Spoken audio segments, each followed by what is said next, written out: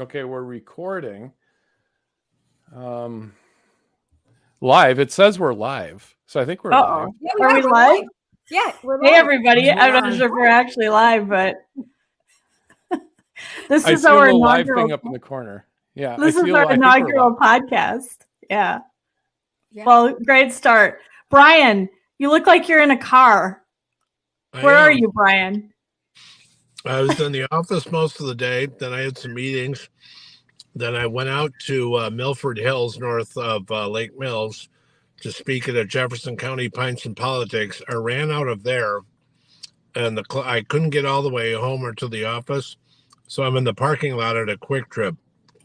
Did you buy the chicken sandwich or the mashed potatoes? I got the ham and Swiss sandwich and a cup of coffee. I love Quick Trip. Now you know just how glorious it is to be one of only 50 state chairmen in the United States of America, because you do broadcasts from Quick Trip parking lots, A, because it's close, and B, because there's a lot of light. We're so proud that you chose to go on our first podcast from a Quick Trip parking lot. I'm happy to be here. I wish I was in, a better, but as long as you can hear me and see me, that's okay. Oh, it's great. No, it's great. So, Brian, we wanted to invite you as our first guest. This is something we're just trying out, right? We think it's going to be a lot of fun, though. Yeah. But you've been in the news a lot, so to speak, and there's been some criticism, which we've pushed back on social media. We think it's really unfair, and yeah, we just thought people should hear directly from you. And the general point that I guess I made on my Facebook page, and honestly, it's like one or two people that come on and, immediately go negative. Yeah. And I said, give the guy a chance. I mean, you just started. Come on. And every time I talk to you, you're running ragged. You're, calling for dollars. You're sitting in Quick Trip parking lots. You're on WISN 1130. You're putting, the party back together. And I personally thought it was really unfair. But again, I think it's one or two cranky people. Yeah, it seems to be relatively few people, and some are just cranky. And so, as you know, I took over the Republican Party in early December. And December is kind of a tough month. January, a little bit less so. But what we're doing, I have a very full to-do list of the Republican Party. Let's put it that way. But part of it was putting together the finances and the infrastructure for our finance operation is not built out. So I'm starting almost literally from zero, not zero in the checkbook, but zero in terms of infrastructure. And we've had a very, very good month this month. I spend about 3 or 4 hours a day on the phone calling for money.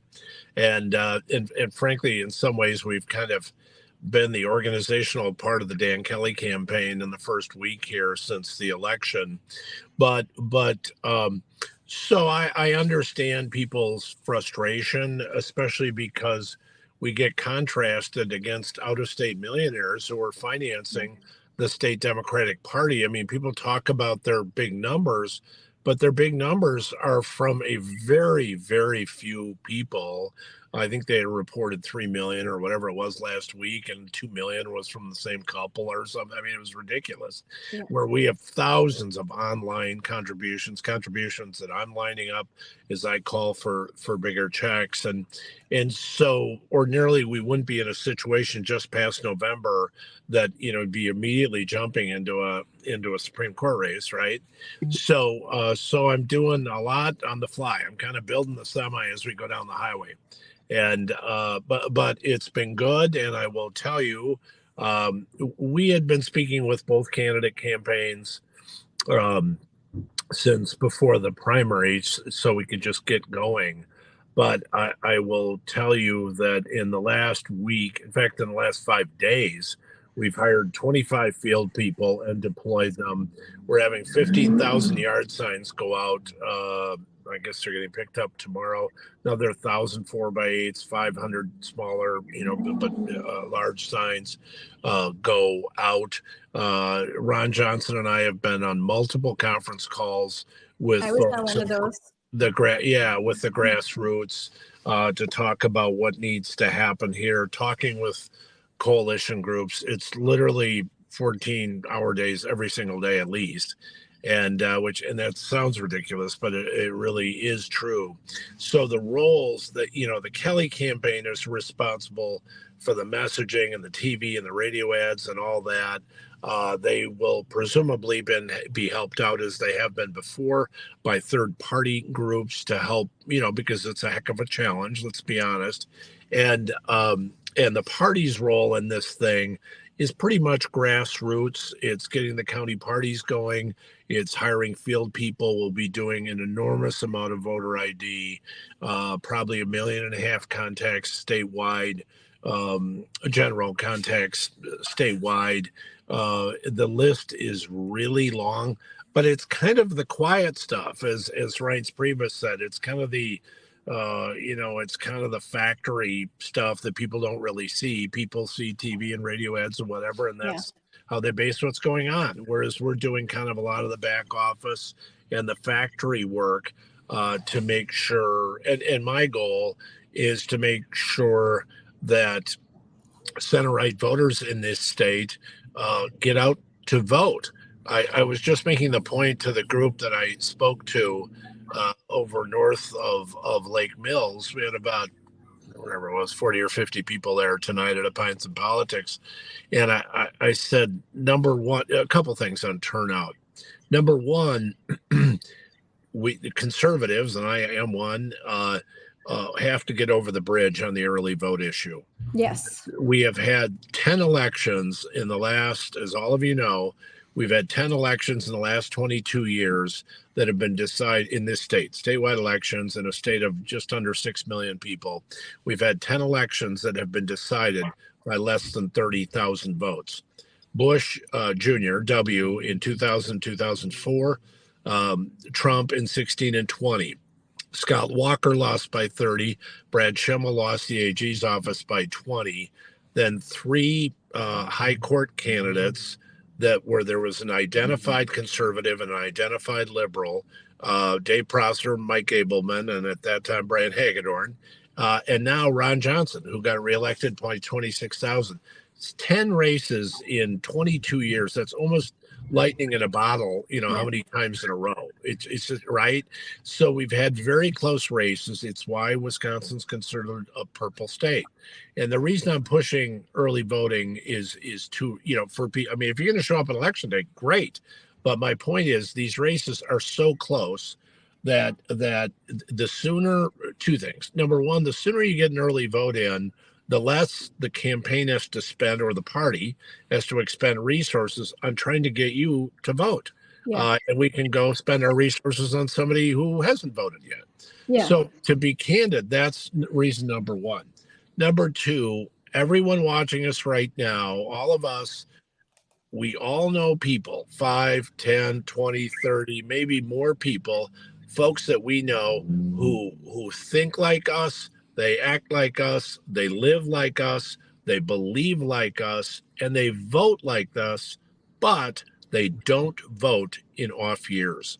They'll vote in a presidential year, they'll vote in a gubernatorial year, but they don't vote in these off year elections. City councils go. I know several people that I know that do that. And you know what? Those hundreds of thousands of people who don't vote, they're good voters in regular years, but not good voters in off years.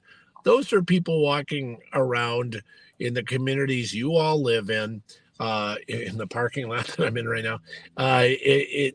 Those are people who also live, vote, act, whatever like us. And they might even have NRA cards in their pocket. Yeah. Or they're pro-life, or they're anti-tax, or they're with us on all the big issues.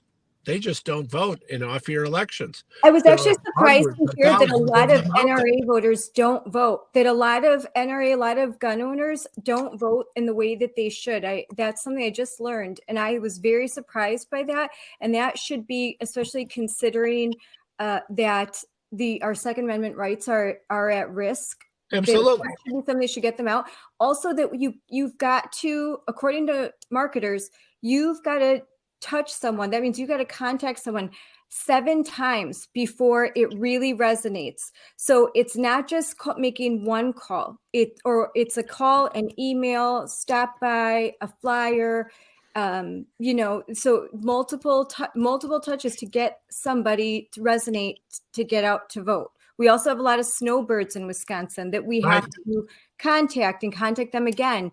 And so those lists are important. And I agree with you. I think all that behind the scenes is important, but there's also the psychology that when you see a lot of ads against Kelly, when you see that bombardment, I think it can depress the conservative, and they can kind of tune out and feel alone and that what's the point? So I do think that there is a lot of importance in also modernizing our telecommunications, getting those ads on Twitter, on Facebook, on YouTube, non-traditional ads, like putting ads even in local papers, like doing everything you can. So just so that the conservatives are aware of it, but also so they don't feel like, oh, we can't win.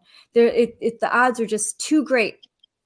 I got some of those questions at the event I was just at, and I was like, look, and I've been saying to groups across the state, I've been saying, look, we can walk and chew gum at the same time. Yes. We can encourage early vote to people who are non-voters or low propensity voters. Yes. I mean, part of our very specific plan is to get to those voters and try to get them to turn out. That's what we're doing with our coalitions too. All those coalitions that we talked about, and probably a dozen more, have anything from 5,000 or 10,000 votes to hundreds of thousands of votes of people who don't vote in this state, like a lot of folks who, I'm a concealed carry holder, I'm a gun owner, I'm a whatever, but I know a lot of folks like me who don't go vote because they don't. And part of it in a court race too, let's be honest about it here, is that they don't see that there's a risk. I mean, if there's some issue like open carry or concealed carry in the legislature, they'll check in. But now, frankly, we've been spoiled a little bit because we've had 25 years of conservative reform. And I always say to groups, look, this isn't the court fight right now, isn't about a fight between Tony Evers and this legislature. It will end up there. This is about every conservative reform we've done since Tommy Thompson was governor. The list that you folks had up on your website, school choice, charter schools, safer at home, concealed carry. I mean, the list goes on and on and on.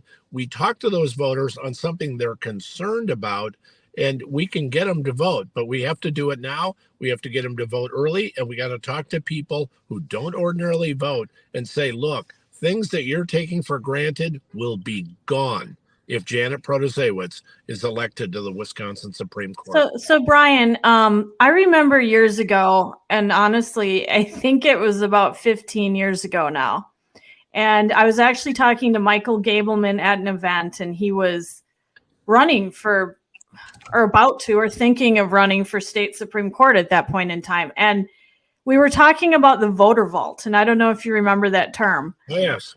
It was at that time, this really cutting edge data operation that the party had.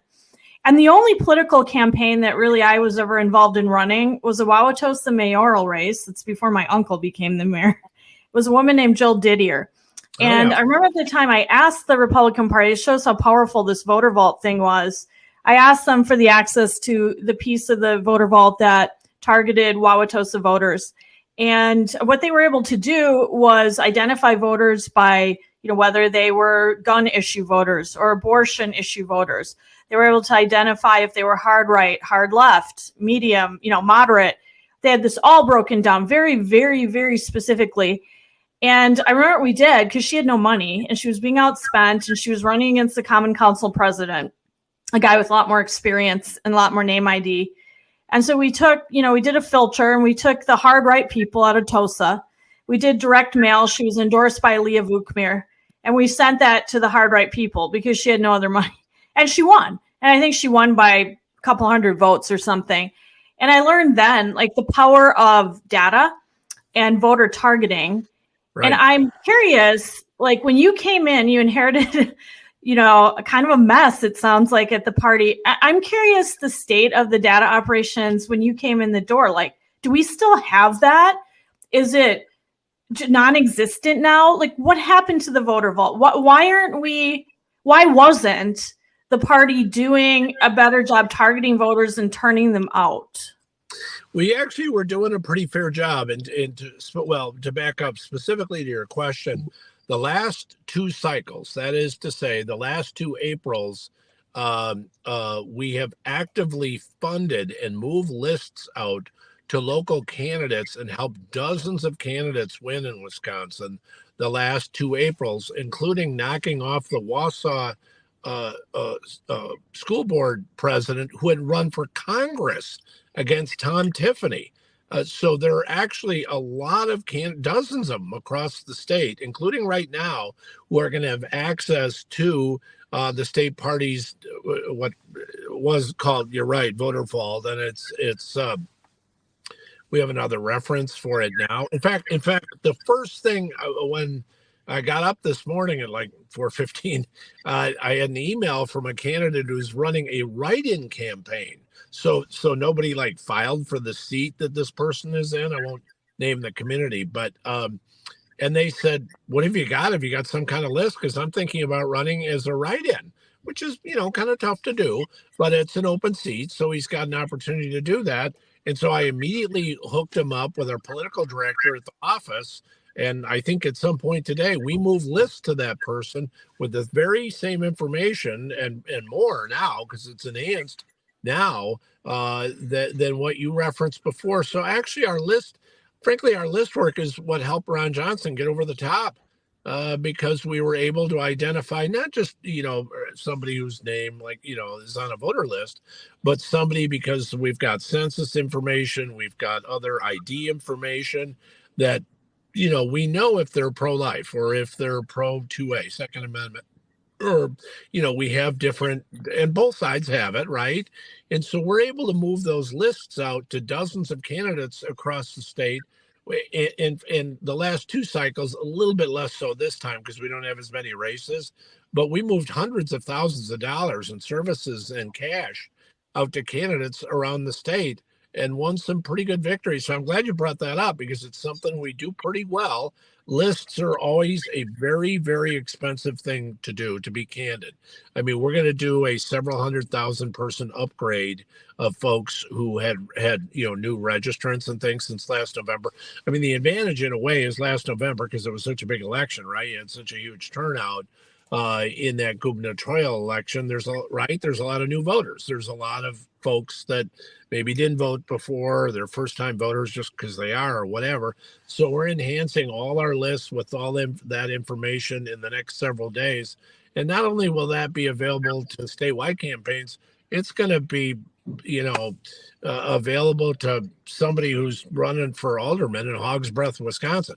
And so we're excited about that part of it. And we're excited about, I cut my teeth on doing local county board races. And I love that part of it. If I got booted out as chairman tomorrow, I'd go back to doing that because I enjoy it so much. And so I'm glad you raised that question because it's something that we do pretty well, but it's also something that takes a very substantial financial investment to do. It's very expensive to do. And frankly, doing voter ID is harder these days because of cell phones and getting people. So really a struggle. Yeah. So in case people are wondering, Scarlett and I are not in the same house.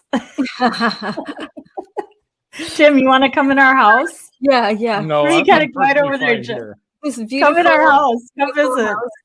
Come have a whiskey because I think I'm going to need it after the day I had today. Come on in.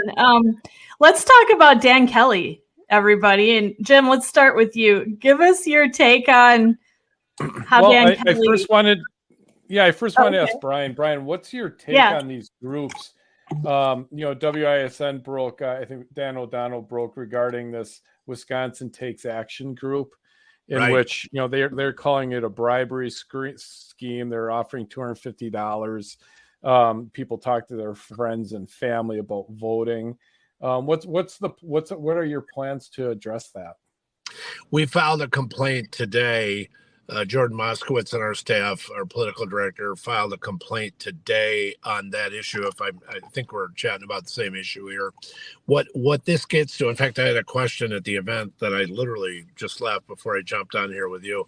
What that issue gets to is this independent group is paying $250 to people to go recruit other people that they know, presumably in their contact list or whatever, to go vote.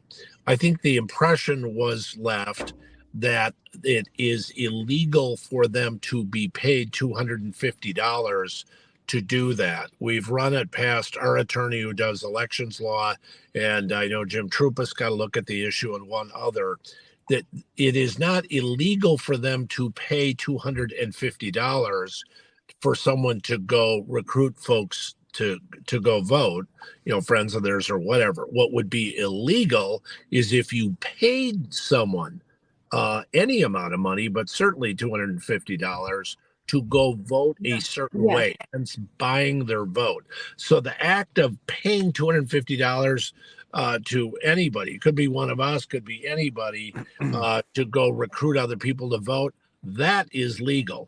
Paying someone to vote a certain way is illegal. The basis of our complaint today, and I don't have it in front of me, but the basis of our complaint today was that this third party group we're alleging was not registered in the state of Wisconsin.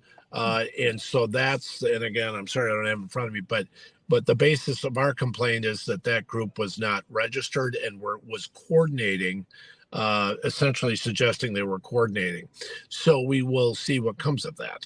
So I've lost track how many text messages and Facebook direct messages and things I've gotten where people have screenshotted that text that's going out widely with this $250. Like, are they really paying $250 to people? Like, they're actually doing that, or card or something? It's some kind of whatever.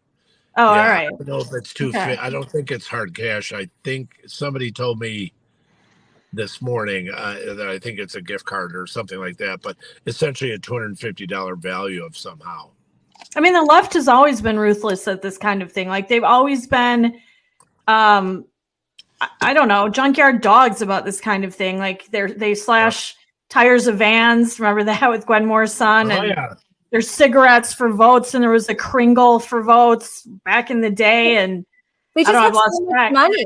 They have a lot of money, and it's actually really inefficient. This scheme, they're just sort of like collecting tons of data. I think people are just giving any names to get a very some gift card. I just think that they have so much money, they don't even know what to do with it. I don't even know how effective what they're doing is going to be. The more effective thing that they do is when they have a voting center in front of the Pick and Save, in Milwaukee, and they have people coming up with, and they're doing the ballot harvesting. So I think sometimes I wonder, why don't we do that by a gun range? Hey, if they're why, maybe that we need to start to, if it's legal, we should do it. That's sort of if it's legal, we should start doing some of that. We should start, here's a ballot, fill it out. Like, for those low propensity voters, hey, you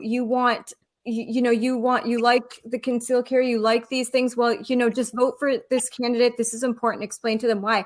I know that there isn't a lot of time right now, but I think just to think out of the box, and just do our best to try and get those people that would naturally be aligned with us, aware that there's an election and that they need to vote, to make sure that their kids are voting. You know, if they're in college, hey, remember, order your ballot. We got to send that in. Just little things like that could really add up.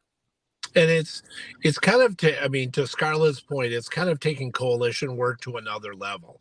It's not good enough anymore just sending a mailer saying we really need you to vote for Joe Lunchbucket or Susie Beerframe. I mean, we got to take it to another level and say, look, go to ranges, go to gun shows, go to different events where it's more likely than not that we would have folks going. I mean, again, this is probably going to be a very close election in theory, and so every one of those votes counts, and that was my point. I mean, Ron Johnson, and all of you know this, Ron Johnson's probably one of the conservative candidates we've ever had on the statewide ballot in Wisconsin. He got a little over, 1.6 million votes. Both candidates got basically 1.6 million, so 3.2 million votes overall. You'll probably have, in an ordinary year, let's put it that way, you would probably have half of that show up for a Supreme Court race. So somewhere out there, we're leaving 800,000 votes on the table. Well, let's go get those people. And if we have to go to gun ranges, go to gun range. If we have to go to the gun show, go to the gun show. If we have to go, wherever we have to go, we got to go do that.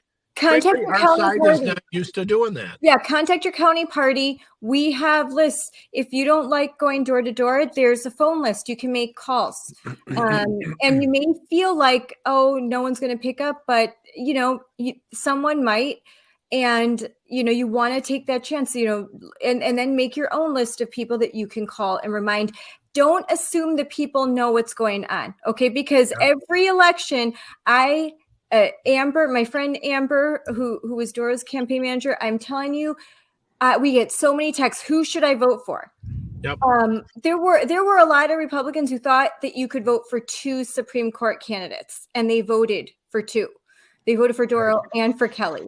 I mean, so you can't assume that people know what's going on. They're not. We live and breathe politics. We think everyone knows what's going on, and they don't. Don't assume they know that the election's coming up. Or maybe they want to vote for Kelly, and then they wait till election day and something happens, and oh, well, I didn't make it. My vote won't count. Just make sure that, and if it's like you said, Brian, if we vote early, that makes the list shorter that we have to contact and say, oh, you didn't vote. Make sure you go vote today. Make sure you have a plan to vote. It's really, in Ozaukee County, we do a really great job, and it's quick. There's never really very long lines. Very efficient. We have great people watching the polls. So it's not that hard. And it's really easy to go vote early. That's really easy. It is. One of the ballot online, and to your point, just as your example, we get people to go vote early, and like folks who are regular voters or Republicans or conservatives or whatever that is, we get them to go vote early, and then we have more volunteers, more time, more resources to go to that gun show, to go to that gun range, to go work conservative events, and get those people who say, I don't really vote in these off-year elections. I don't really know much about that. I'll tell you what, we get our conservative voters to know what's at stake here, and they will have a reason to go vote. And don't we have an initiative on the ballot that should help drive as well people to go vote? We have 2 initiatives: the bail referenda, the bail initiative, and then also the other one about for able-bodied non-disabled folks to work for public benefits is basically the symbol. So there's 2 referenda questions on there that, by the way, are overwhelmingly popular with most voters. I mean, in the way into the 70th percentile.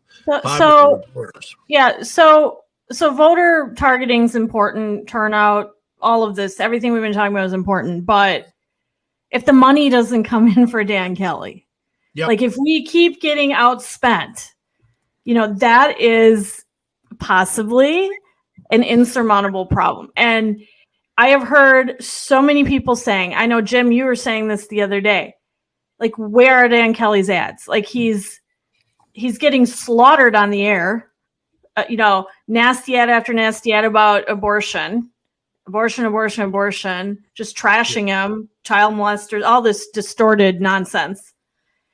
And people feel like they're not seeing Dan Kelly ads. And so we know Dick Uihlein wrote this massive check in the primary. And I'm really glad he stayed positive. He used it to boost Kelly. Like, he didn't use it to trash Doro or anything like that, which was good. But like, where is the big money? And Jim, you and I were just talking about how it reminds us of Michael's, right? It really is. I mean, we remember just a few weeks, after the governor's primary, I mean, Michael's went dark. I mean, we didn't hear from them. We didn't see ads. I mean, nothing was going on. I mean, I think it was 3 weeks, Jessica, that they went dark. And now it's reminding me the same thing right now. We were talking, normally we get press releases from all the campaigns. I don't think I've seen a single press release come from the Kelly campaign since the primary. I mean, nothing. It's like they're just completely MIA. And that's not the part, and that's not the state party. Just like you've said, Brian, people have to understand that there are. I think a lot of people don't understand that legally there are things that can't cross paths. That the party has its function, outside groups have their function, and the Kelly campaign has its function. And I'm very concerned because, again, going dark, it's the number one thing I'm hearing. I was just at the Ozaki Pints and Politics before I came here, and it was the number one thing. Where are the ads? Where are the ads? No one wants to watch a fight where someone is just getting beat, and there's no punch back. That campaign needs to start punching back with ads. And I'm wondering, is the national party going to be invested in this? Because we're 2024, we're going to have the first debate in Milwaukee. It's super exciting. We're going to have the convention here. I would think that the National Republican Party doesn't want to enter into a state that's completely demoralized because we've lost the state Supreme Court race. And as of August, one terrible decision after another is coming down the pike. So I would think, and hey, maybe we are majority in the House of Representatives, that gets dwindled down because she's now part of the majority that gets to redraw boundaries. So I hope, is the national party going to get involved? Yeah, where's the money? Helpful to us, actually, with money and paying for staff. And I had put that marker in with them a long time ago, and they have been, at least my experience with them the last 5-6 days has been very, very helpful.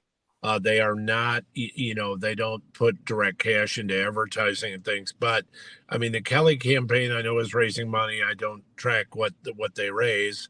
So that will be an issue. And then the issue of what the third parties do. And I was saying to someone the other day, I mean, I've been taking a little grief because, we didn't get louder in the primary. So sometimes by people who were telling me last year that we shouldn't endorse in gubernatorial races, and were telling me, yeah, we got to jump in the primary. So some of the same people, and they amongst the ironies of politics. I saw that online too. It was very ironic. Yeah, exactly. So when you're this ugly, you get to be a punching bag. And but Brian, where are the Kelly ads? Yeah, I the honest truth is, I don't know. I've encouraged the campaign to get up on air as soon as they can. I think everything they do, because again, the delineation of duties is kind of TV and radio and whatever all else they do in the mail on their side. So I presume they either A, don't have the resources internally right now, or B, they are hoping and feeling that third parties will come in. I know $1 million buy was made and started on Tuesday. I don't know what the levels are around the state, but their ability to go on TV and radio is going to be presumably governed by their ability to raise money and get money into the campaign. So they either don't have it to give, because I think they would certainly go up if they could. And even though Janet is wearing her, Ruth Bader Ginsburg like little cape, bedazzled cape, and that she is campaigning as if this is a partisan race, this is a nonpartisan race. So the state part, like, you are limited in what you can do. I think a lot of people are like, oh, what are Republicans doing? What are Republicans doing? Well, first of all, I always say, are you knocking doors? Are you making calls? Are you doing the work? Because there's plenty of work for you to do. If you live in Ozaukee County, go ahead and contact me. I'll give you stuff to do. There's plenty of work to do, and we need more volunteers. So if you're going to complain, you better do something. Okay. Like, that's really important. And if you can't do that, write a check. Just don't be a keyboard warrior. And because I'm really, and I've had it up to here with keyboard warriors. I'm just, you're sowing division, and you're not doing anything to help, and that just makes you toxic and part of the problem. And I think we shouldn't pay attention to folks like that.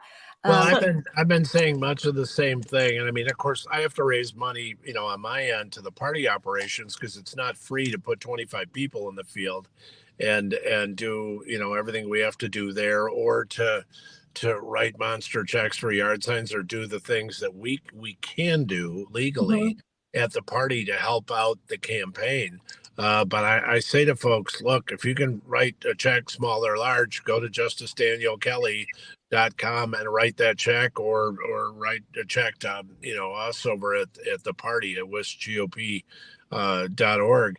Because the bottom line on the television and the radio buys, and people are right to be frustrated, is that it doesn't come for free, and the nationalization of this race, and this has been nationalized, all of us know it, it's been a nationalized race.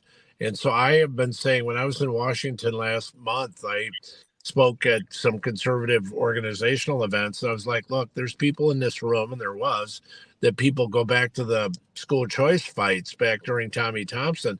I said, all the work that you did is about to get wasted. The state that paved the way on school choice will not be a school choice state within the next year if Janet Protasiewicz is elected. The other big issue, and frankly, that I've used to get the attention, and certainly as the attention of the delegation, is the new Supreme Court justice elected April 4th, but does not get sworn in until August. And the court will get a petition for original jurisdiction on a case to take up the current congressional maps, legislative too, but certainly the current congressional maps for members of Congress. And Janet Protasiewicz again today, frankly, I thought amazingly, although nothing surprising me that tumbles out of her mouth anymore. But as you know, in the last couple of weeks, she said that she wanted to, what was the word that she used about the congressional map? I can't remember what it was that she used. And then today she came out in a Capital Times interview and said that she would enjoy taking that case. So not only is she basically committed how she's going to rule on the case, she's basically signaled that she would vote to take the case. I mean, I've never seen anything like this. I mean, have any of you seen any? Can you ever remember a Supreme Court race? Either side. So right, either side. I mean, and we had some screaming lefties on the court for years and years. Shirley Abramson, for example, screaming lefty. Yeah.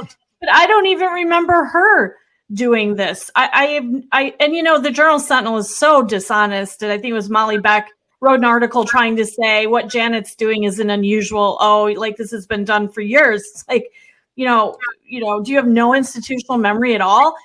Has not been done before. This is new. Like I have never seen this before in the state Supreme Court races where the liberal candidate comes out and just overtly says where she stands on a host of contentious issues that will come before the court.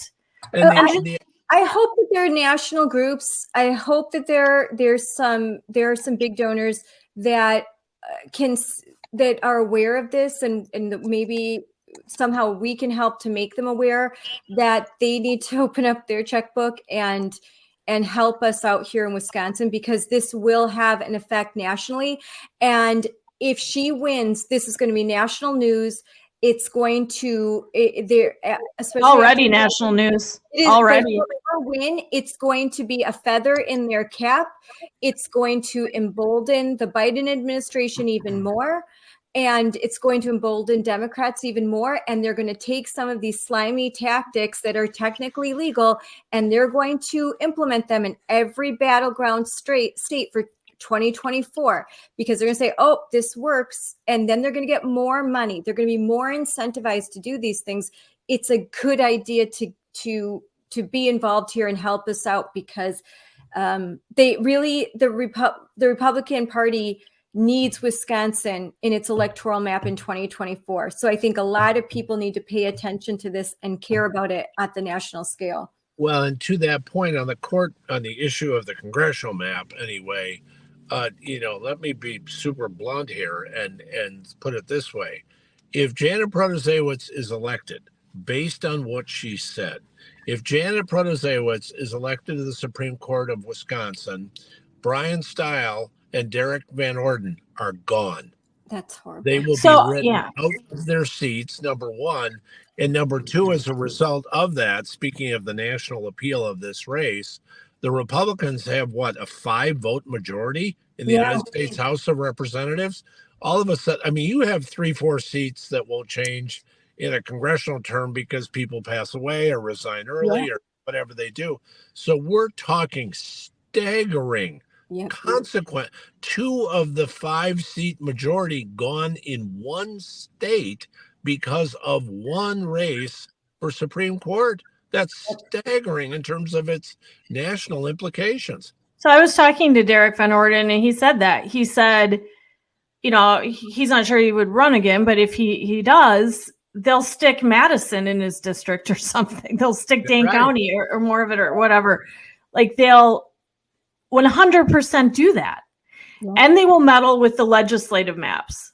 They will meddle with the legislature because they want that back. Like, I think they obviously know that's the only thing we've got going for us right now. And, the Republican controlled legislature is blocking Tony Evers' agenda. So, I mean, the writing is sort of on the wall if Janet is elected. And obviously it's sort of a fundraising tactic, I think, by her to be so overtly partisan. She wants the big celebrity money in the East Coast, West Coast money to flood in. I mean, we're writing ads right now. Everything we're saying, this should be an ad. Like, did you know this is going to happen to Wisconsin? You need to get involved. And frankly, if you put some of these on Facebook, it might get the attention of some national groups that will get involved too. So, I mean, go on Wisconsin right now. There's one ad right after another that could be used by the Kelly campaign. The other thing is that I really think that because Jennifer Doro she's a class act, and she has already indicated that she's willing to campaign. So I hope that the Kelly campaign is reaching out to Doro and taking her up on her offer that she wants to campaign, that she does not want Janet elected. So if they're listening, I hope that that is something that they plan to do very soon. Well, she's been great. The first week she endorsed him immediately that night. As I say, she's been a couple calls and done some things, and so she's been terrific in stepping up. Yeah. But the plain truth of the matter is there'll be multiple millions needed, and so no check is too small. If it's $5 or $10, send it. Go to vote Daniel Kelly or justicedanielkelly.com and give that money, because you can't. It's impossible to stay in the situation they're in right now, where they're getting so overwhelmed by ads, not only from the Protasiewicz campaign, but they're out-of-state liberal contributors. I mean, you can't sustain that. So, and we have enough conservatives in this state, not just rich ones or not just whatever, to be able to finance this campaign or bring money in from. Because to your point, Scarlett, I mean, this campaign, this race will be seen around the country as a way for the left to come up and knock out a conservative incumbent, not just one seat. I mean, you can lose one seat in the Senate or Assembly, and you still got plenty of extra where you're fine. You lose the Supreme Court seat right now, and all the work that's been done by the Republicans in the Assembly, by the Republicans in the Senate, by Scott Walker, by Tommy Thompson, by Scott McCall, all the Republican governors will be gone, literally gone, because of one race. And I would be remiss to mention that I live in the district. Dan Knodel is running, for the Senate Yep. seat, the 8th district. And so special election because Alberta Darling had to retire. She's a great lady, just wonderful. Yeah. But so he's in the fight of his life right now. And he's doing really well, and he's very well liked. He's extremely well liked in our area and in his area. But I just talked with him today, and he's door knocking. He's doing a lot. He needs some help, and also obviously school board races. And those school board races are, those draw a lot of people that are low propensity voters, draw them out. So I think it's a good idea because this is about school choice too, and charter schools. So if you're out campaigning for your candidate, maybe, make sure you have some flyers for Dan Kelly, and hey, mention that, and also maybe you should consider voting for Dan Kelly because school choice is on the line and charter schools on the line. And those are really important things for Wisconsin parents right now, as MPS and a lot of the public schools, Wisconsin DPI, they're just doing a terrible job. And so we want to have more options, not less. And Wisconsin, we pioneered school choice, charter schools. We don't want to lose that. That was just, it's huge what Wisconsin led the country. We have led this country in all of those gains, all of those things that we did. We're going to watch them fall apart because we couldn't unify. We need to unify as a party. We have to stop the bickering. We have to, the anger and the resentments and the petty squabbles. We agree on 90% of things. Let's focus on that and stop focusing on the things that divide us. We have to unite, and we just have to. Well, and I got some questions at the event tonight. I didn't consider them. I wasn't offended by them, but tougher questions tonight. And I answered the question, said, look, I'm a pretty public figure. I like to think anyway, in the conservative movement, the Republican movement in this state. And I said, I grew up at the end of the anti-war era, so I'm not afraid of much. And I was really blunt in my answers, but I got to the point that you did, Scarlett, and I was like, the only thing guaranteed in a circular firing squad is everyone ends up dead. And if we keep shooting at each other, you got a couple of bloggers out there, and the rest of you know who I'm talking about, who don't have anything else to do but repeat bad stuff against the party, or even, and I can take the hits. I'm not, whatever. It's, to use a shop-worn phrase, this isn't my first rodeo. So, but I don't, the more time and resources and money and whatever we spend shooting each other and arguing about things we can argue about later, because now we're down to 32 or 34 days or whatever it is. So now every minute, every hour, every day that we're not either talking to voters or causing them to vote early or making sure they vote on election day is time wasted. What was the toughest question you got?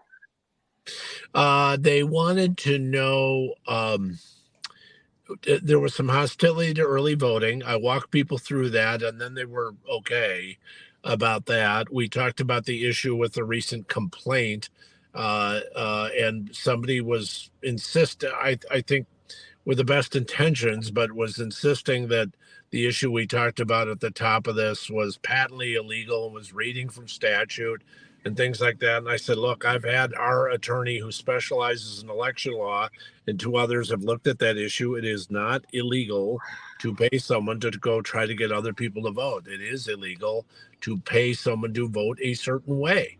And so walk through that and, but you know, so I mean, you just get stuff where folks are, you know, I don't like to ascribe bad intentions to people, and I think most of the time they don't have them. They wouldn't be at gatherings I was at if they had them. But at some point, you run out of time, and we're frankly the Supreme Court and the conservative movement is in this state, to put it bluntly, is running out of time while Yes. we're shooting at each other. Not everybody, actually very few, but it only takes a few to have people go, oh, did you see that? Or, you know, it's constant, whatever. You know, if you want to call me the day after the election and jump all over me for something, great. I'll make sure my schedule's clear. Do it then, but don't do it now. I mean, it reminds me of the decertification stuff where, you know, it's unconstitutional. There are legal rulings all over the place, say, you know, legal memos all over the place saying that. And yet our conservative candidates, our public, you know, officials, everything were telling me every event they'd go to for a while, they'd just get bludgeoned over this. Why aren't you decertifying the election? Why aren't you well, it's unconstitutional, but, you know, some people just don't want to hear what the law is, I guess, or what it says. It's frustrating. Jim, I want to bring you in. I wanted to go back sort of to Dan Kelly, and I wanted to ask you, in your opinion, how does he win this? Like, I kind of ask everybody that. Like, what's the roadmap for Dan Kelly? Because, you know, for example, we all read the Belling column the other day where he, you know, eviscerated Dan Kelly, and there was something in National Review. I think it was National Review, conservative national article. And they literally are all saying he has no chance. He's dead meat, dead man walking, blah, blah, blah. So, Jim, how does Dan Kelly, what should he do? If you were running his campaign, like, what would you tell him to do to win? How does he win? You know, one thing he needs to take advantage of is earned media, right? We've written some stories. We've asked for comment from his campaign. Janet failed to show up at a debate yesterday, I believe it was. Yeah. We wrote a story on it. We asked the campaign for comment to try to energize them, right? Maybe the media then picks it up that, you know, Kelly trashed Janet for not showing up at the debate. No response. I think they responded they didn't have time, right, Jessica? They didn't want to. I got an email back, and the guy said, well, I don't know if we'll be able to get back to you tonight. I'm like, what? What do you mean? I didn't say that to him, but I said to you, Jim, like, what? And then in the morning, we didn't hear back either, anything. And then there was not even a tweet, not a press release, not a tweet. I agree with Jim. That was an opportunity for the Kelly campaign to ignite the liberal media on an issue, but he's got to take the sword and wield it. And, you know, if he had come out, I don't know, punching, kind of goes back to Scarlett's point. He had come out punching and said, you know, Janet is ducking this debate. They're putting a chair in her place. Why is she afraid to debate me? If he had said that, I think the liberal media might have ignited on that, you know, issue, and it would have been a bad media day for her. Instead, I sometimes wonder, and it's not limited to his campaign, if most people doing comms for campaigns in the state for conservatives don't really understand how the media work, the new media, blogs, podcasts, the modern news cycle. I agree with you, Jim. If you're not going to be up on the air, then you've got to have a really aggressive earned media campaign while you're trying to get on the air. Yeah, make news too. You know, you talk about igniting the media, Jessica. I mean, right now we're all talking to the person that's probably best in the state at figuring out what makes them tick and how to ignite them. And so I'm not sure which one of us you're talking about. Yeah, I'm pretty sure we know who we're talking about here. I mean, you've done a terrific job at that.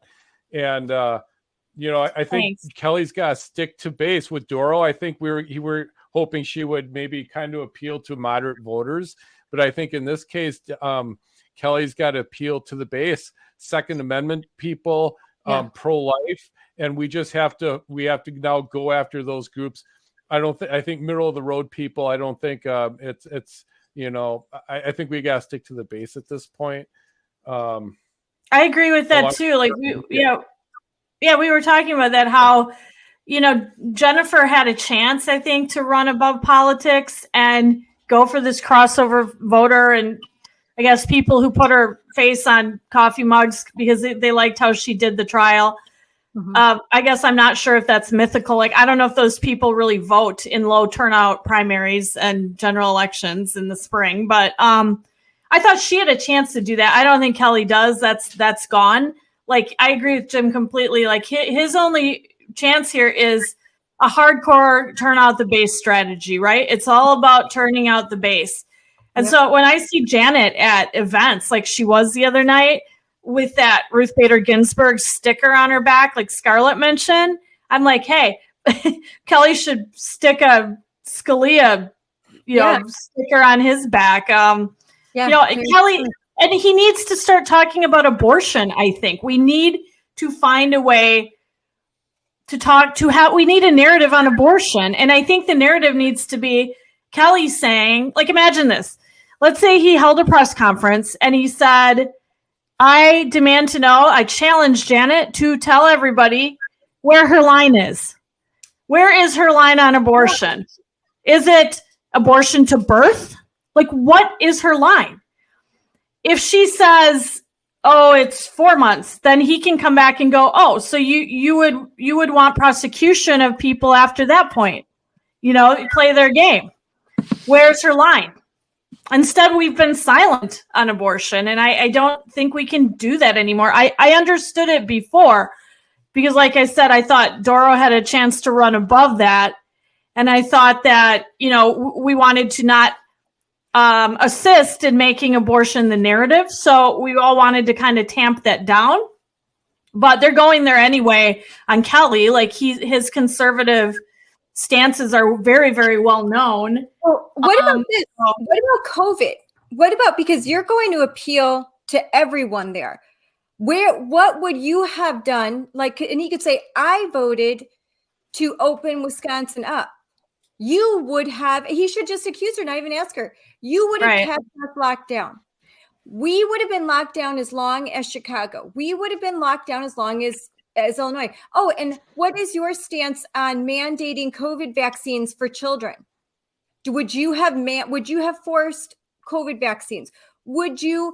And because the left, CDC still not taking masks out of their guidance. We all know. I think he needs to, your kids will wear masks again if she's elected. He needs to say things like that. I mean, scare people to death. Because I'll tell you, even in the more purple area of Mequon-Thiensville, the vast majority of parents never want to see masks again. They don't want their kids locked out. They don't want the vaccines mandated for their children. So get to those issues. Those are popular issues. And Kelly has a proven record.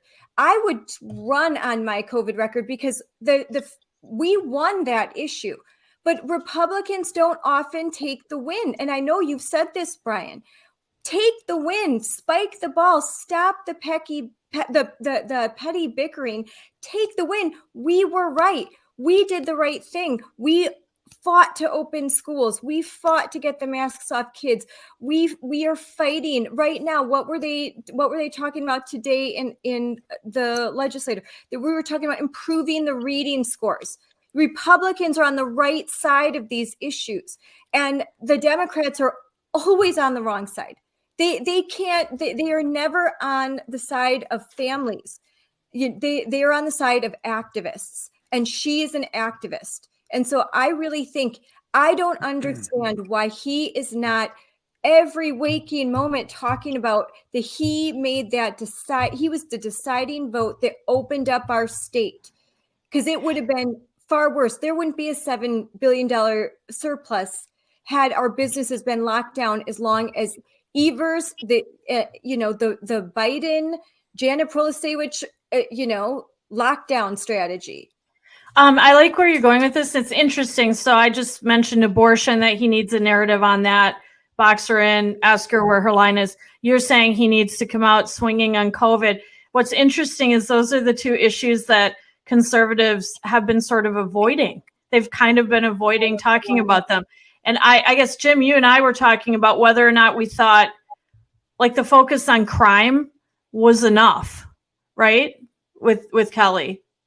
It's not enough. Yeah, like I mean, I think as we saw with the governor's race, it can't just be about crime, It and that's the doesn't same affect thing. the We suburbs took enough. it up as an issue, but yeah, I think it's got to be spread out through the whole gambit of all of our school choice, Second Amendment, are all things that we have to bring into it. Just if I can stop, we are now streaming this live. I figured out how to do this, so Oh, we anyone weren't that's before? watching.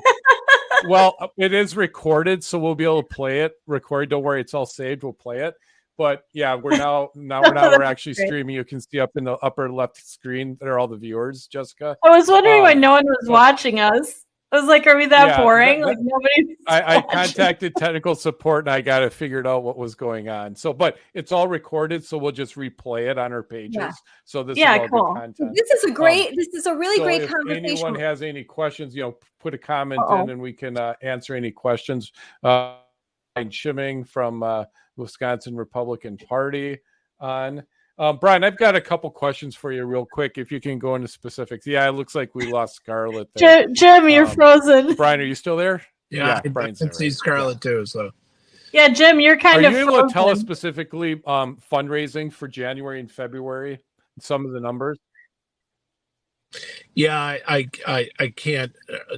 So January we had a really super low month, but I will tell you this: in February we've had a very good month so far, several $100,000 that we're ahead of where we were before, even I think last year as well. It's always kind of post November because you got a lot of tired arms and a lot of tired checkbooks on the state side. I hear that a fair bit. But I will tell you, we've had a very good several weeks here, and so that's been going well. And I obviously I think the Supreme Court race is helping that, and because the party has a different role than the campaign does. When I'm making money pitches, I'm telling them about what we're able to legally do and what people can help us fund. And sometimes people just want to fund candidates. Other times they'll say, well, I don't want to fund the candidates, but I like what you're doing on voter ID and mail, so we'll send you some funds. Sometimes both, but we've had a pretty darn good month, and my very strong bet is in terms of individual contributions from Wisconsin, we will very far outnumber the Democrats, because the truth of the matter is they raise money on a very, very, very limited number of people. And not even in the state. They don't live in the state. Yeah, they're all, some of their checks are absurdly large. I'd love to have them. I'm not saying I wouldn't like to have them, but all I'm saying is our money is much more state-based. And part of my job as chair of the party is to kind of spread out our fundraising base as well, not only here in the state, but around the country as well. And we are well onto that path right now. So, Brian, there was this tweet that, 15 people sent me about the party's fundraising. I think it said something like, correct me if I'm wrong, $58,000. Yeah, it's 56 or 58. Yeah, for January. For January, right? That's kind of pathetic, to be honest. Yeah, it what was happened? Bad, right? But we had people there. We had people that were committing to raise money and to send us money in that month, but it didn't reflect in the report. And so there was I don't want to say a fair amount, but a decent amount of people that were saying, look, we'll step up, but we're still a little tired after November.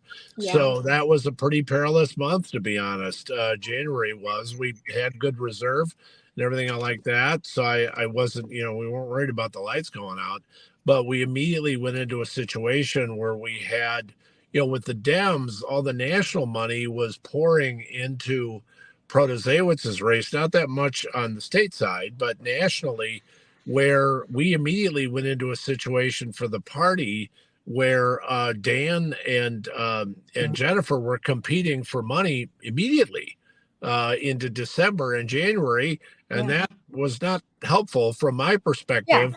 And then the other thing is I have a bunch of folks, and God bless them, and I'm glad they're doing it, but they're raising money to sponsor a Republican National Convention next year. And so I came into a situation where, we certainly have a competitive atmosphere on the Republican side. Yeah. But And part there's of it raising was money the for court school board race. candidates. Wisconsin is very invested into our school board candidates. I know that a lot of people aren't donating to the party because they are donating. I'm donating to school board candidates even outside of my area. People. You're finding people that you agree with, you think have a chance. So we're really invested in nonpartisan elections. There's aldermanic races. There's a whole slew of races April 4th, not just Dan Kelly's. So people are, they're spread thin. They're trying to support their local candidates too, which is really important because for once the Republican Party is rightfully very focused on our local candidates. And that's a good thing. But that means that we're in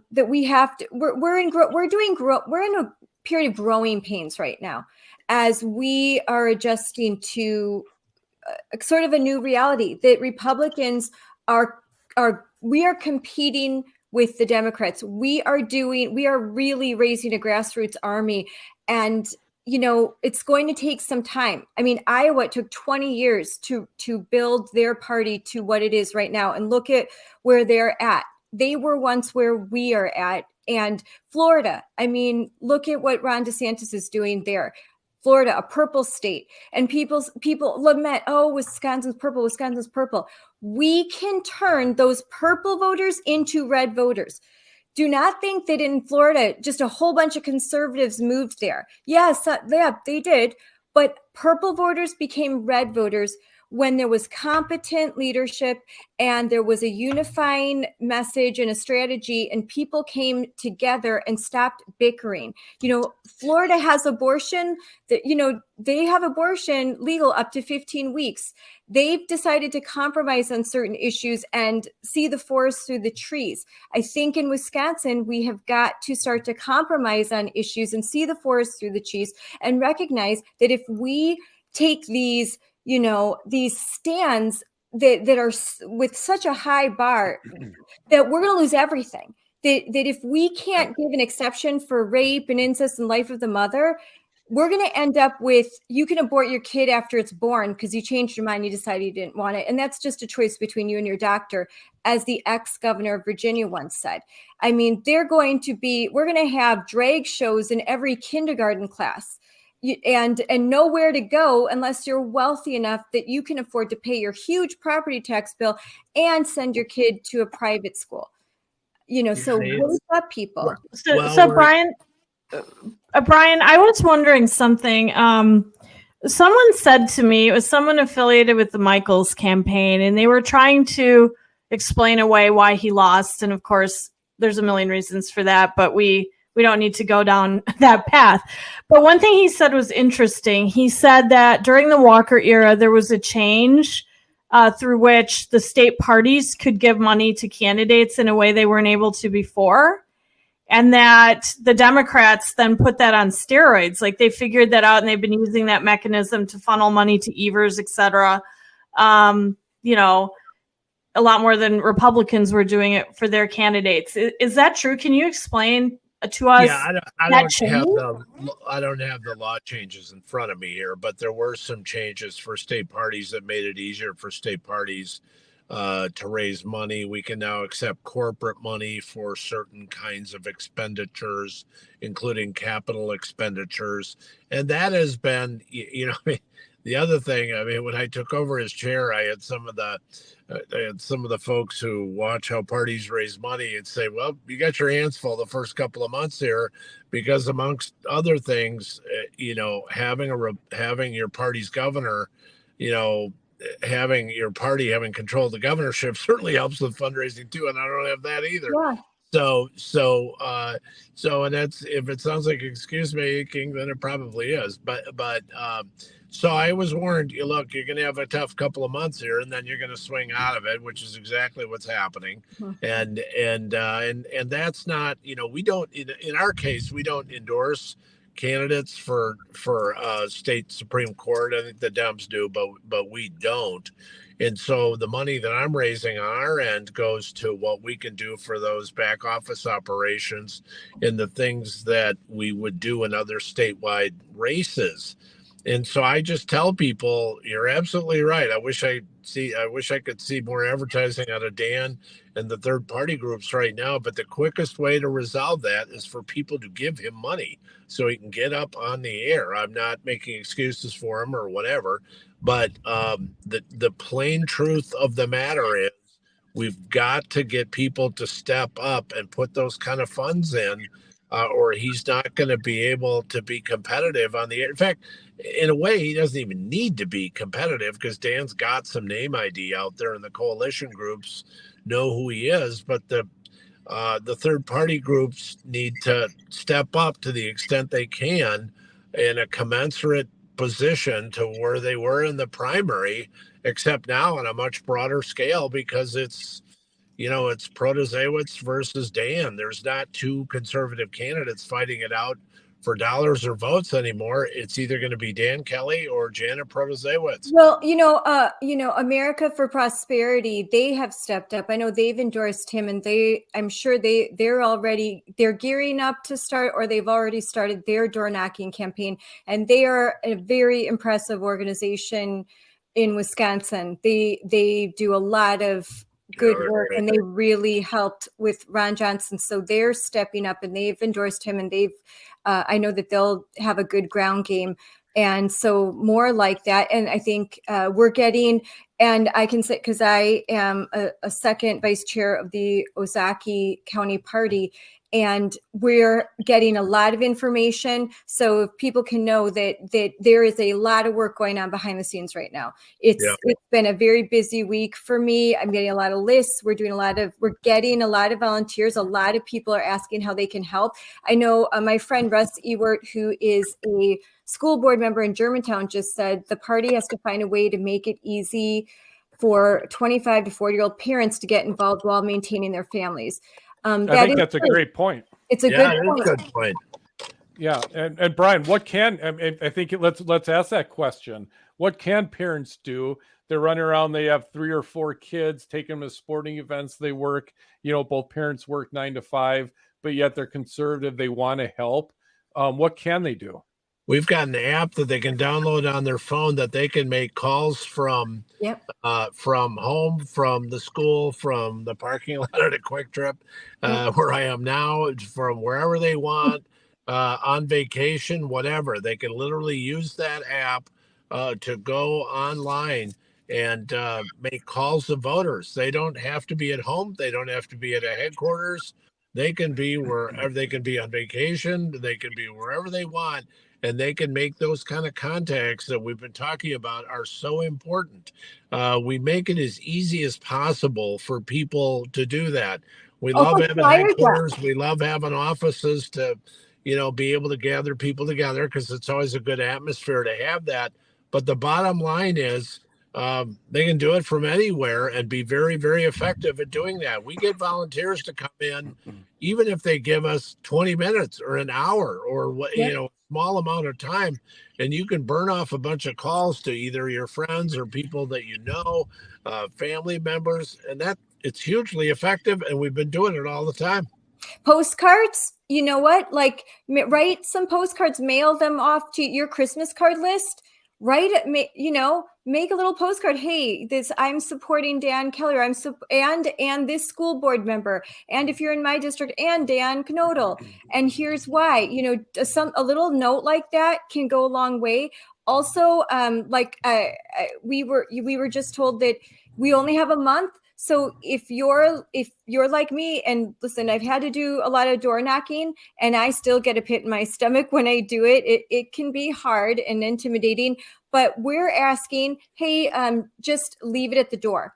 We're going to give you, and we can also give you a friendly list. We can give you a list of Republicans. They want to hear from you. You don't have to be nervous. Like, you can knock, just a quick little knock. Hey, don't forget to vote. Here's a flyer, and go. You don't have to have a long conversation, or you could just do a flyer drop. Me and my husband would do flyer drops at 5 a.m. We would, or like it's actually goes really fast when you have a plan.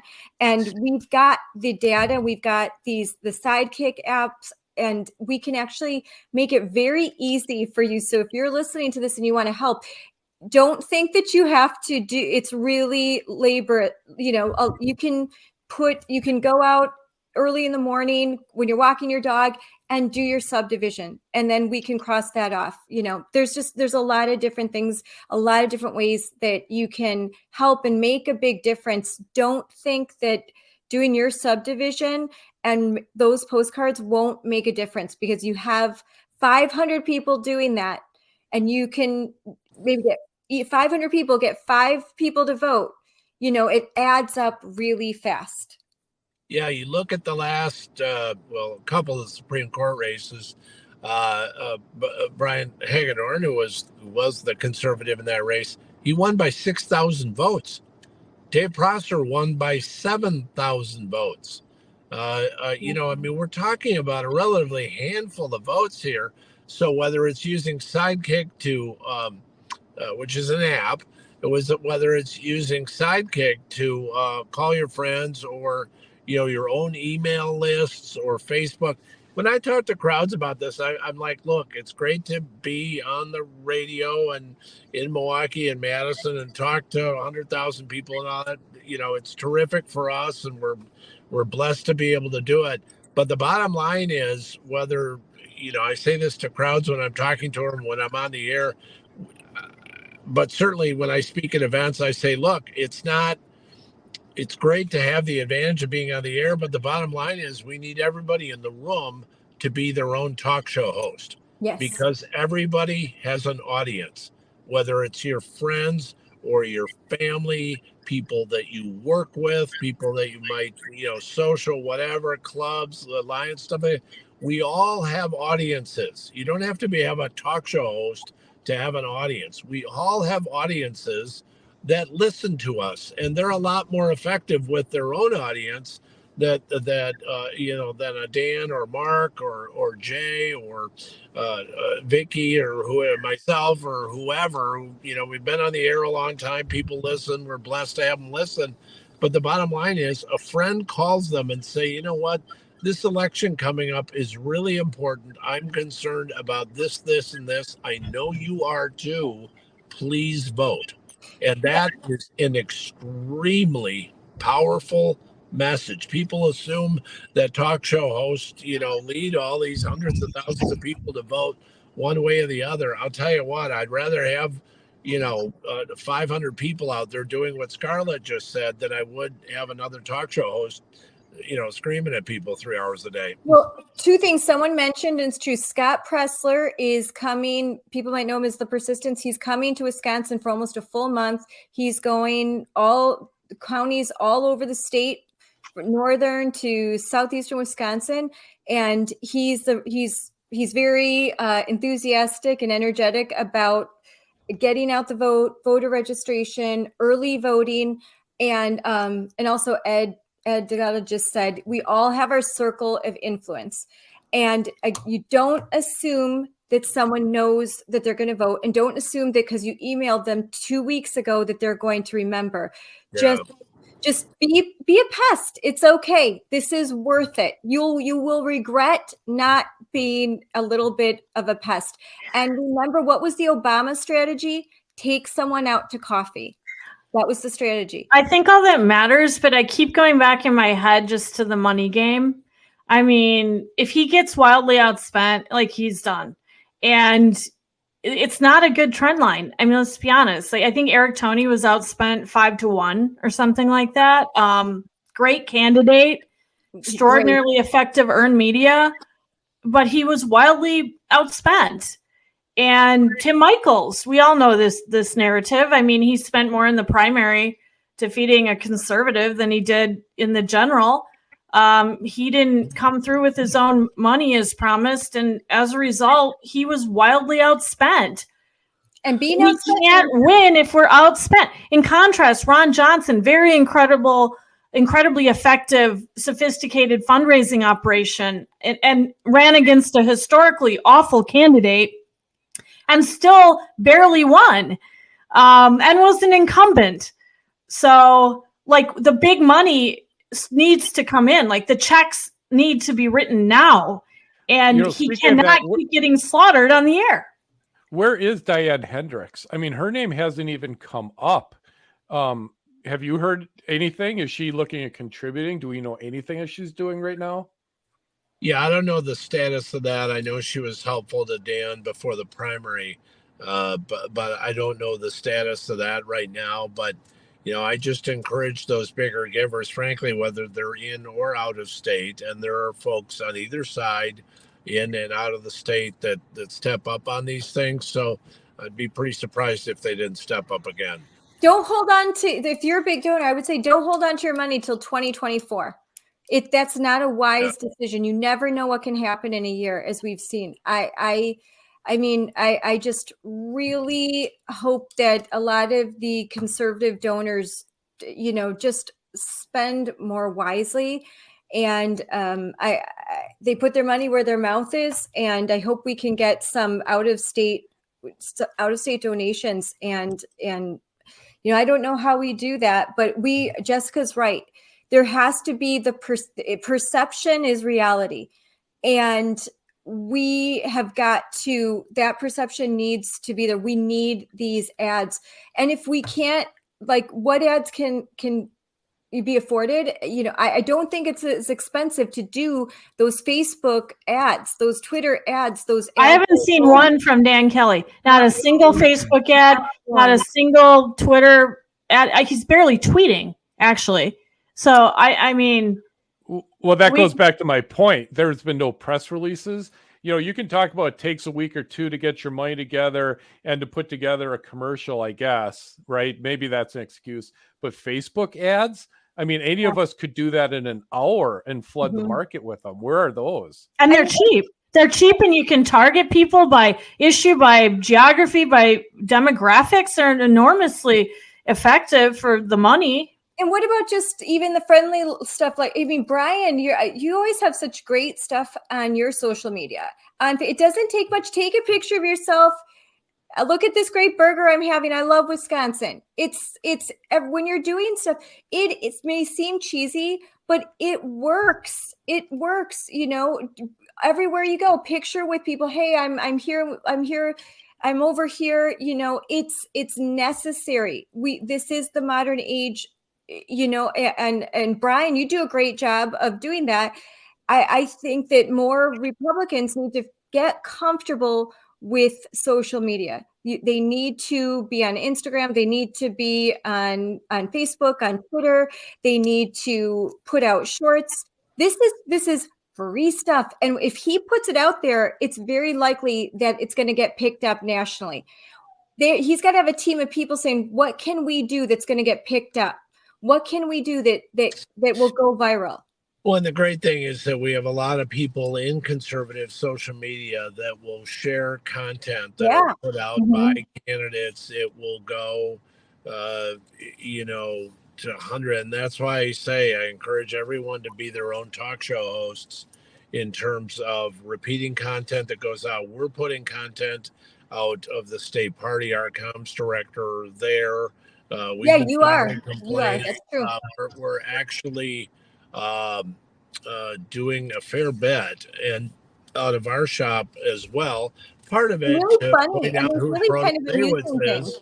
And Protasewicz is not what she represents herself to be in advertising. So I just encourage everybody watching and listening to take the opportunity, whether it's our content or whatever comes out of the Kelly shop, to get it out in circulation.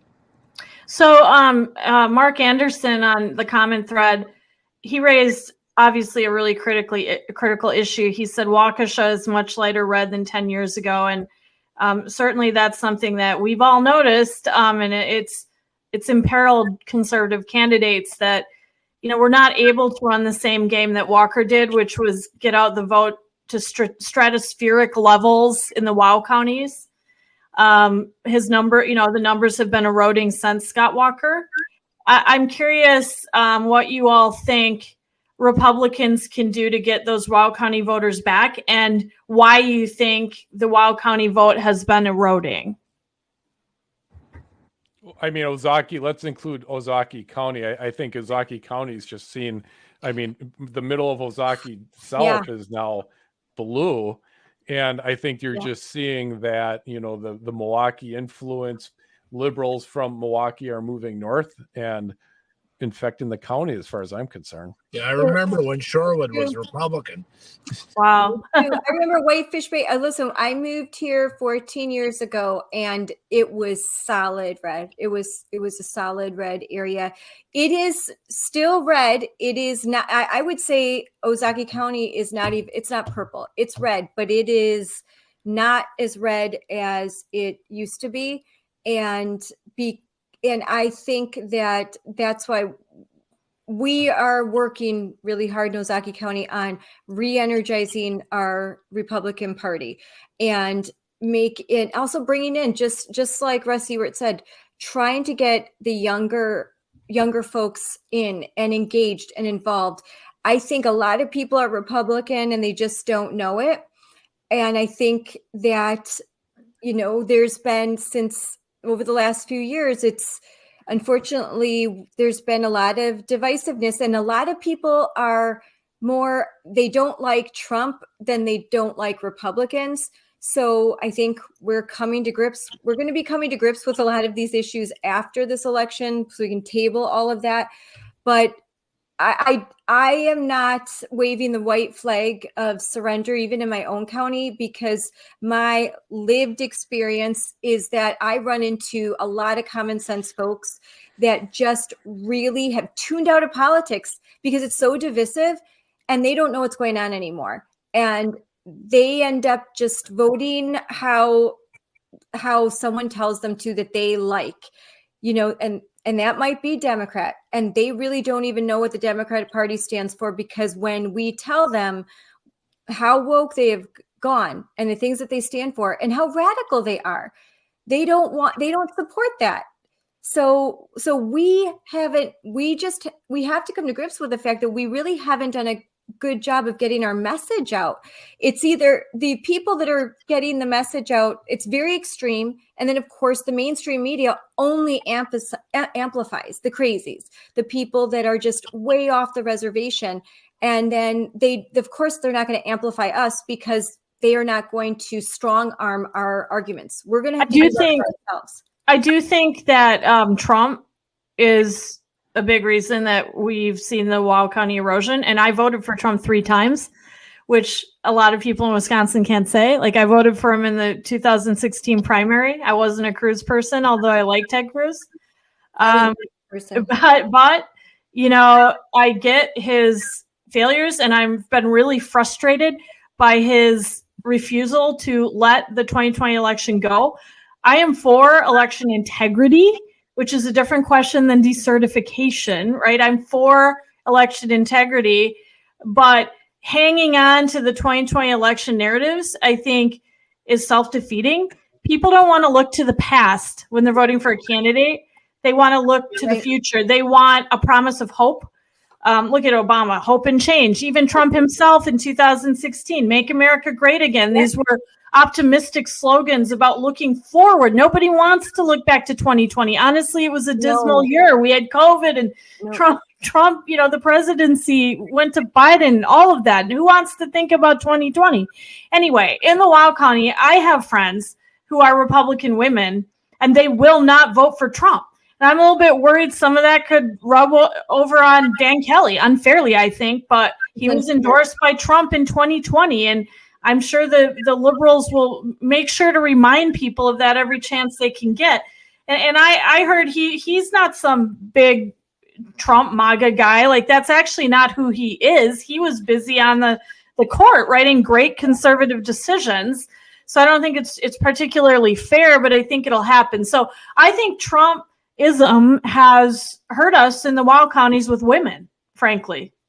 It has. And that was the attraction to Jennifer Dorow. And that's why I had hoped Dorow would do so well in those counties, because of those women that are anti-Trumpers. I mean, we just can't, these emotional tactics that kind of keep us weak and pessimistic, they are actually, what irritates me is these are the woke tactics. They are the tactics of victims, that we are perpetually a victim of the 2020 election. That is not in my DNA. I don't run around claiming victimhood. And I really don't like seeing my side walk around like, oh, woe is me. Oh, we're going to lose. We're going to lose. We don't have enough money. We don't have this. We don't have that. It's so no one wants to be around the doom and gloom and it's just too much of it. And it's appropriate to say, it's appropriate when right now, when the criticism is constructive, when we want better and we are trying to poke and prod to get things to move along better. But a lot of people like to just complain and they don't do anything. Well, and it's also self-defeating, because if we're constantly telling our side it's rigged, rigged, your vote doesn't count anyway, why would people turn out to vote? I hear that a lot.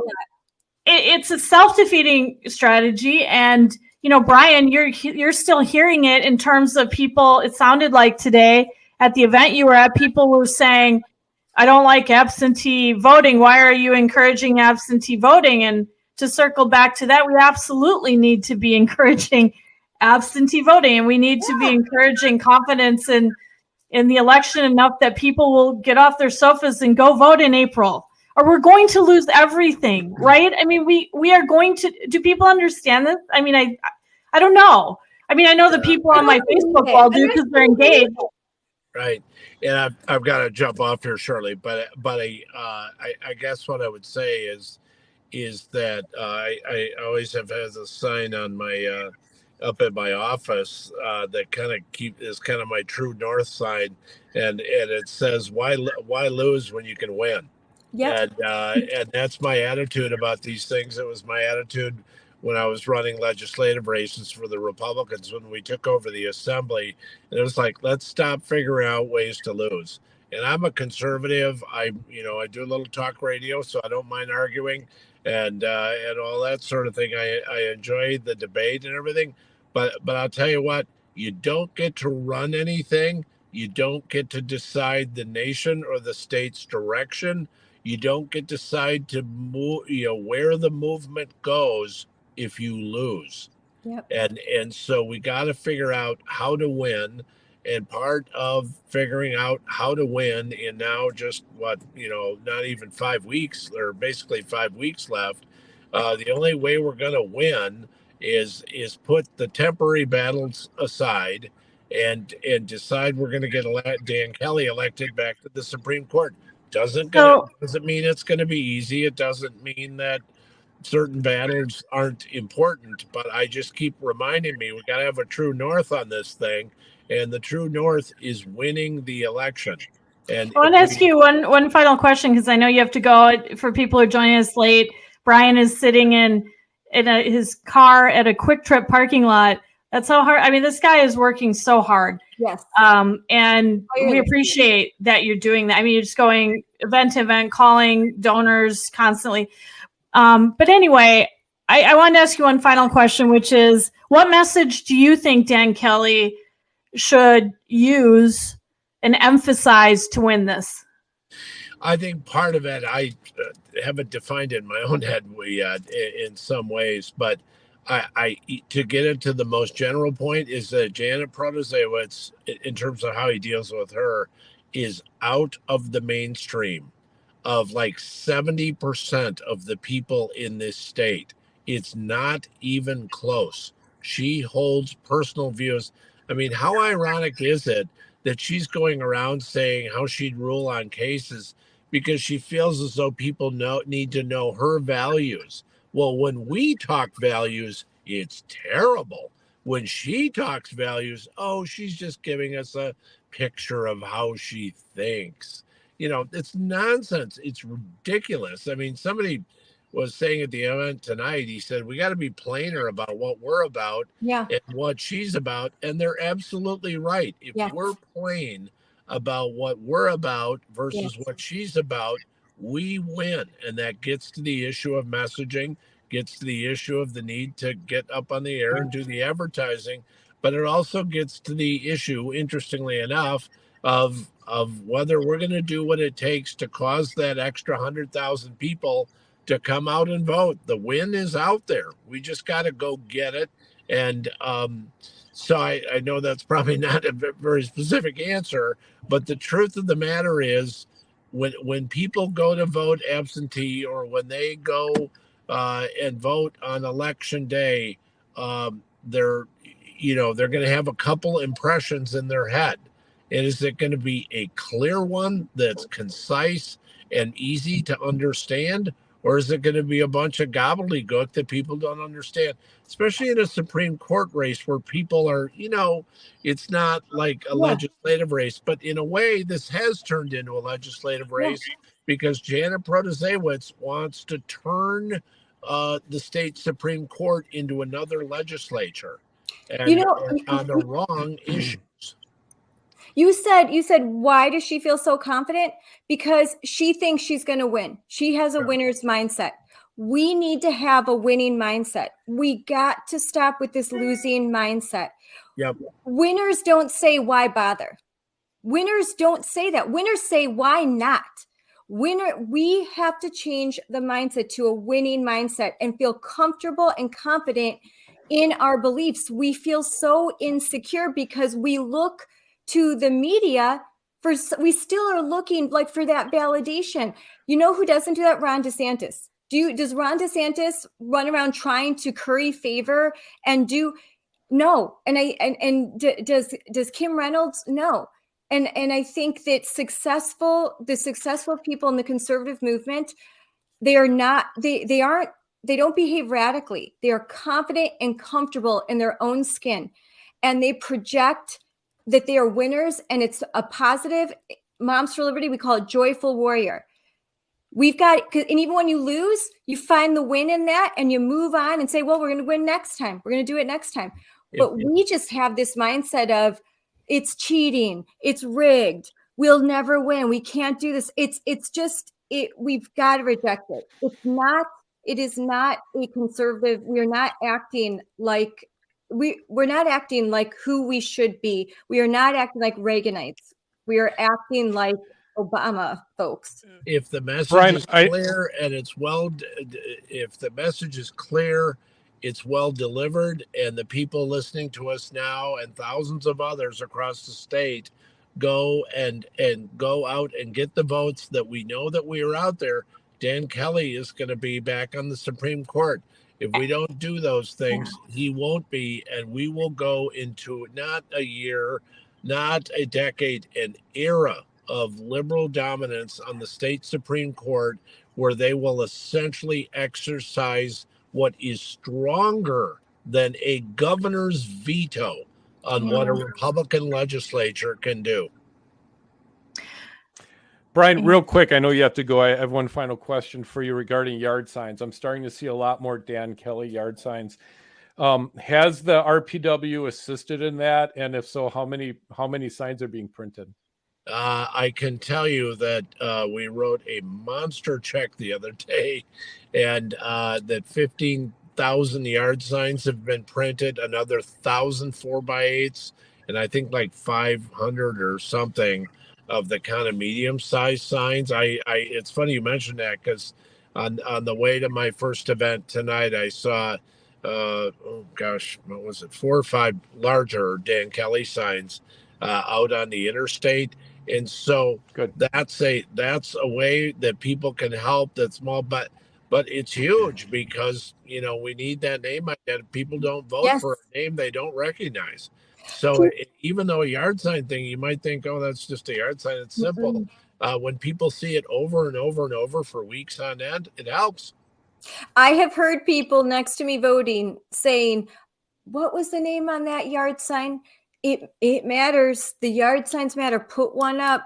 Don't think everything matters. And then grab a couple and give them to people that that would put one. And then ask your county party, because we'll all soon have a whole bunch of yard signs, and that's another job. If you could help deliver yard signs. If you don't have a lot of time, hey, we'll give you a list. All you have to do is deliver yard signs. It's really easy. That's another easy thing to do.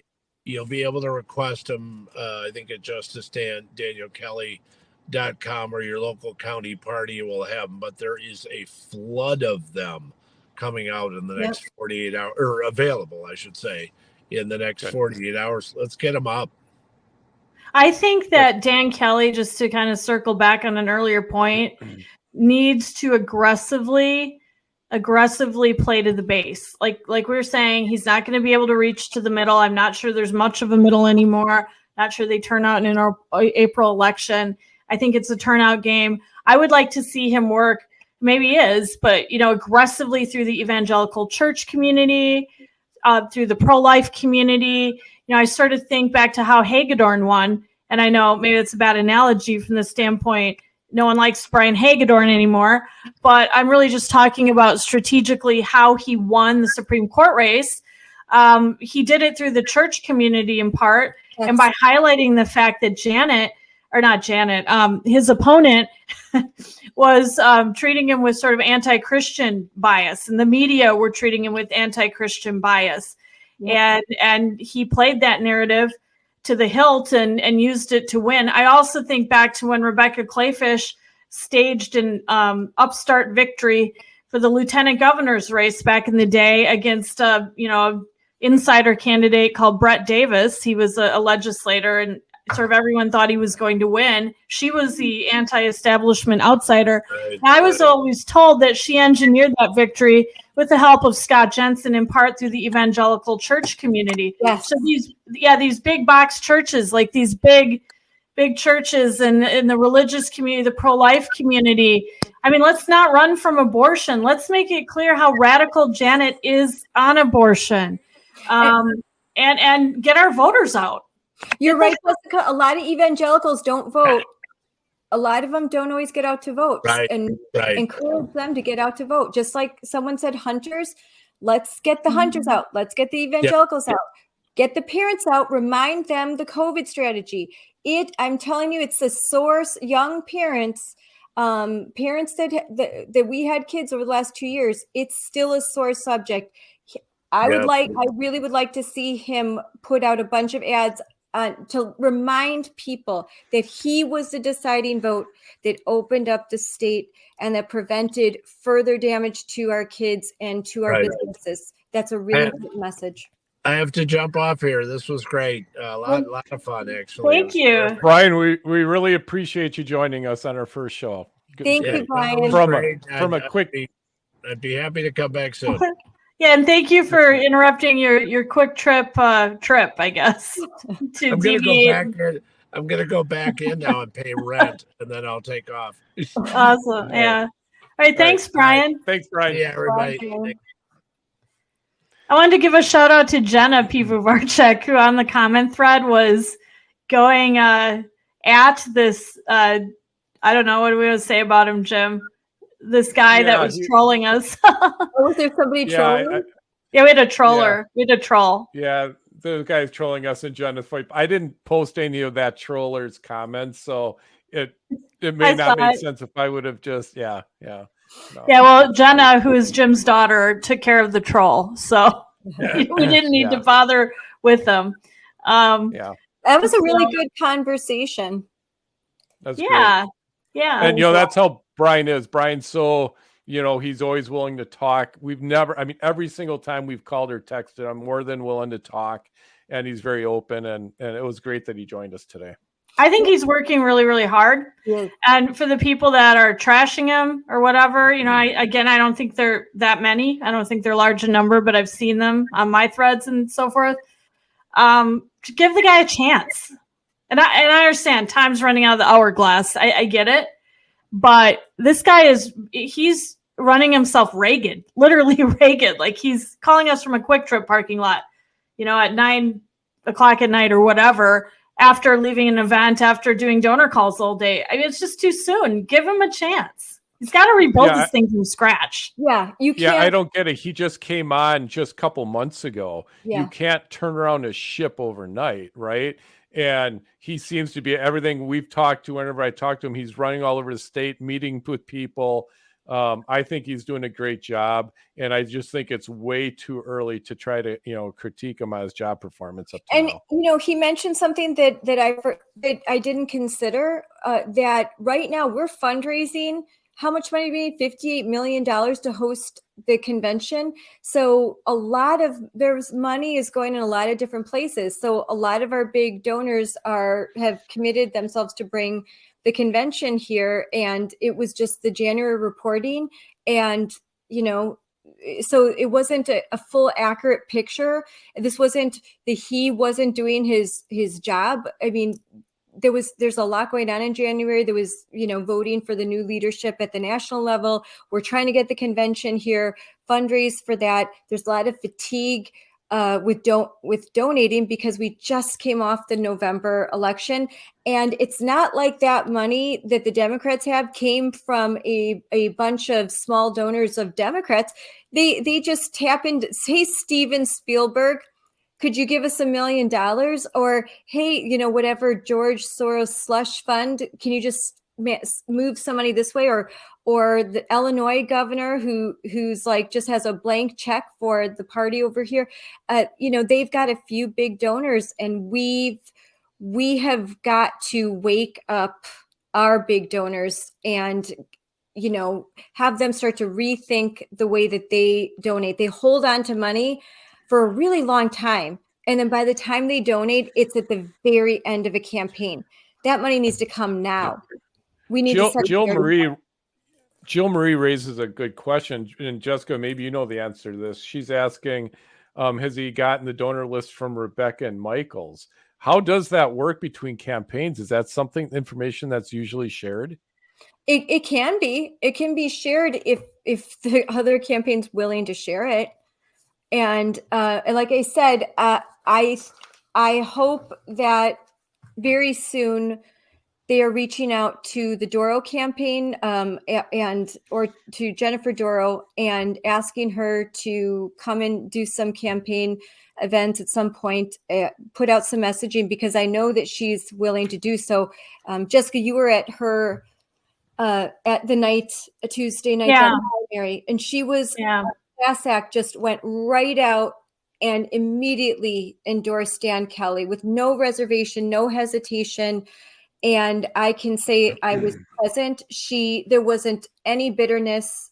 It was just exactly the way that every future candidate that is a Republican should act if they lose a primary. So Jennifer, incredible class and grace in that, concession speech. And I did go to her party. It's 5 minutes from my house. So I thought, I think I'll stop in and see who's there and what's going on. And I was very impressed by her speech. And, she really took a lot of hits from the left, especially in the media. And her family took a lot of hits. It was actually heartbreaking that night to watch her daughter break down in tears on stage, during her concession speech, and to consider what her family's gone through and the horrifically unfair, in my opinion, attack on her son by Dan Bice of the Milwaukee Journal-Sentinel. And so she has every reason to be bitter and angry, and she didn't convey that at all. I mean, she was warm, she was empathetic. She stood up there and immediately urged everybody to unify behind Dan Kelly.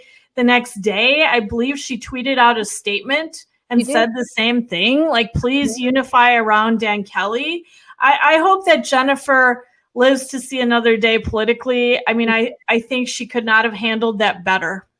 Yeah, I hope she lives to see another day too. She handled it great. It's the example that I hope that everyone that's a candidates in the future, whether statewide or nationally.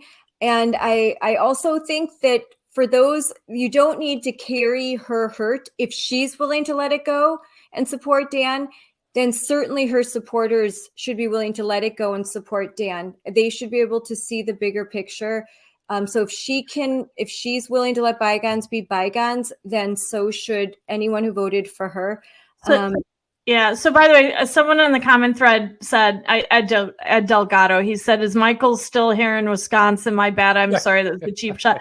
Actually, you know, what's sort of interesting is we keep hearing sightings of Michaels in Wisconsin everywhere. Like someone told me they saw him at a Bucks game. Someone told me, what other sighting? I feel like someone told me they saw him standing in the back of some political event. An event. Yeah, we are hearing he's still around Wisconsin. He hasn't left. Yeah, I don't think he's left. I don't think he took a plane to Connecticut. It kind of surprised me, but I actually don't think he did. We've been hearing about him a lot, just being around. And I know he had lunch with someone I know recently in Wisconsin too.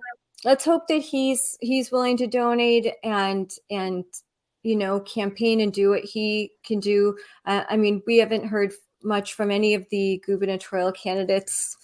No, we haven't.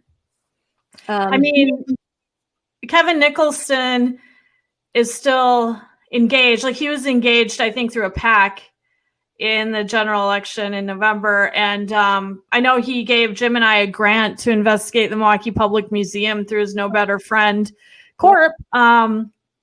So, you know, we've seen him in those capacities. We've seen him at a few events. Rebecca Clayfish, I know, is working really hard and with local candidates right now. And she's doing that very, very quietly. Project. Yep.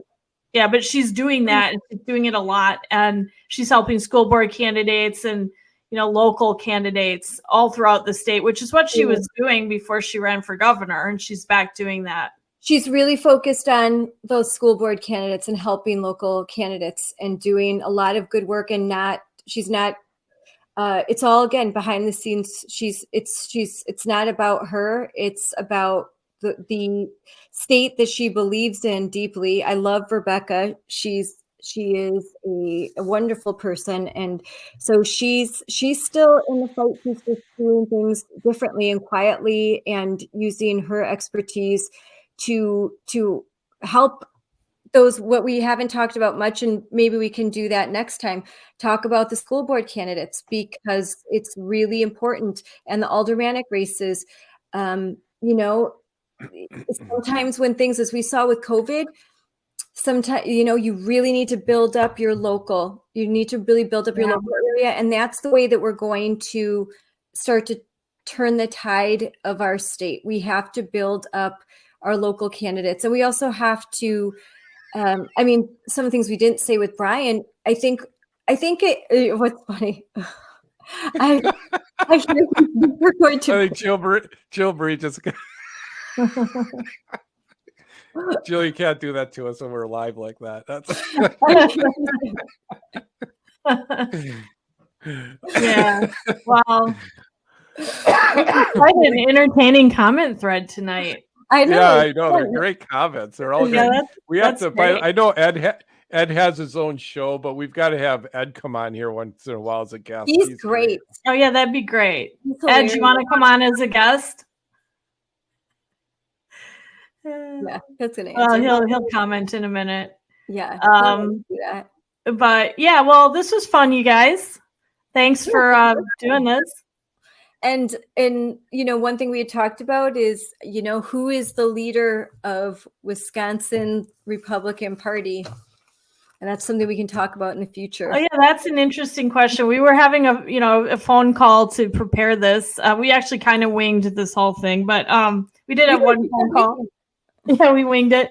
We had one phone call, and Scarlett, you had brought that point up. It was an interesting question. Scarlett said, who is the leader of the conservative movement in Wisconsin? And obviously we could say Brian. Let's put him aside for a minute. You know, he's the new chairman. Aside from Brian, who's in that role, like who is the leader of the conservative movement? And I think in that phone call, Scarlett, you pointed out, you know, the governors are waning. It's been a while since we had a Republican governor. So obviously back in the day, you know, Tommy Thompson was leader of the conservative movement. Then it was Scott Walker. Yeah. Who is it? It's kind of an interesting point. I'd be curious if people in the comment thread can say who they think it is. Like, who's the leader? And it's hard for Ron Johnson to be the leader because he is a senator. It's a federal position, and he has to spend a great deal of time in DC. Right. He is the leader. He is definitely a huge leader in Wisconsin, but unfortunately, he's not able to be here as much as I'm sure he would like. You know, he loves Wisconsin. He has to be in the swamp a lot.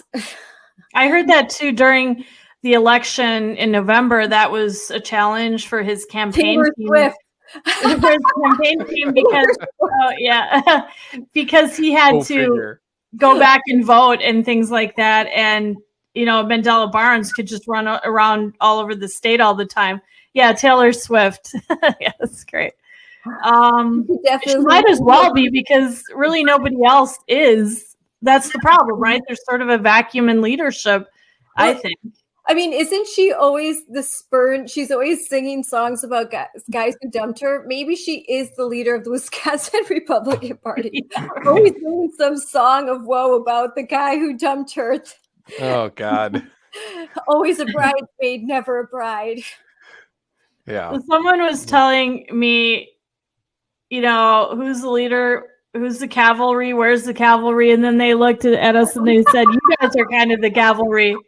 Like, oh, no, I'm not saying that in the podcast.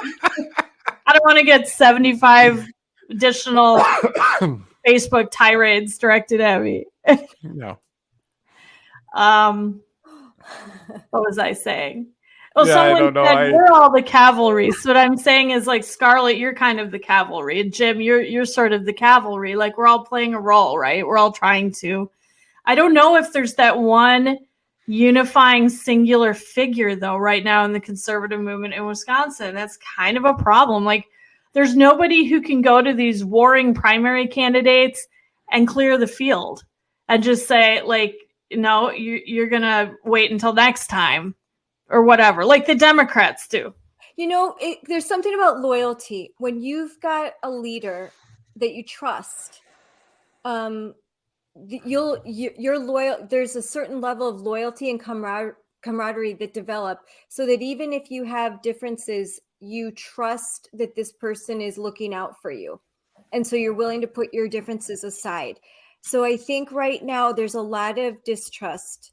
Unfortunately, Trump has it's kind of led to that, where there's a lot of division and you know, I am definitely not one. I am not one of those conservatives that thinks that we should play nice all the time.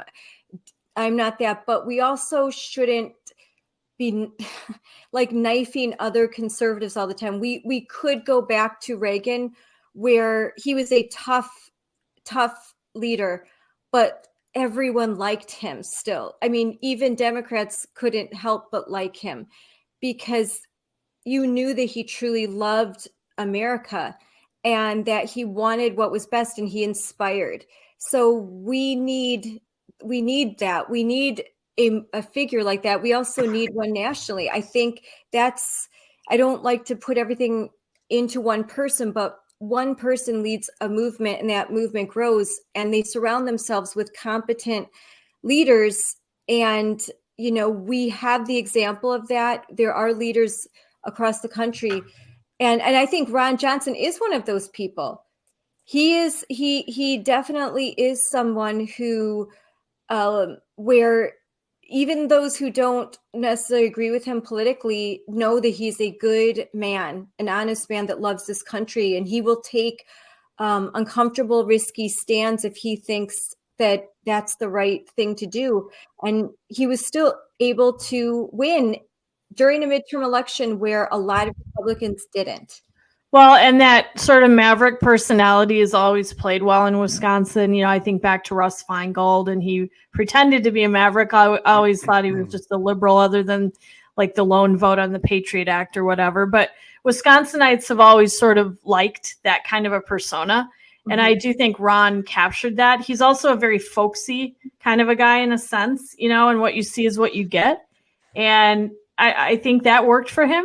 And he did start to get the independents back, you know, as the election moved on. And also, let's just be blunt, like, he had a historically awful opponent. I mean, Mandela Barnes could not be worse. And oh, by the way, we just heard that Mandela Barnes was speaking at a Sun Prairie school to what, Jim, about 600 people, including Elementary. students?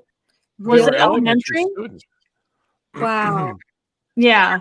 And we received a couple complaints from parents who were upset, that he was speaking at the school, and like the students were told they had to go, according to one parent anyway. Someone do we feel talked about Will Martin, and I agree. Will Martin is he's a great guy. I mean, he's not as well known. He's a really fabulous person, and I would love to see where he's going. And there's a lot of great Republicans right now. It's just there isn't anyone that's sort of elevated that a They're lot. future leaders, you know what I mean? Like Eric Towney comes to mind. He's 38 years old. He's so young and has such a bright future still. And Guys. right. And so, but they're future leaders. They're like the farm team. They're not the leader yet. I guess Brian's the leader. How about Roger Roth?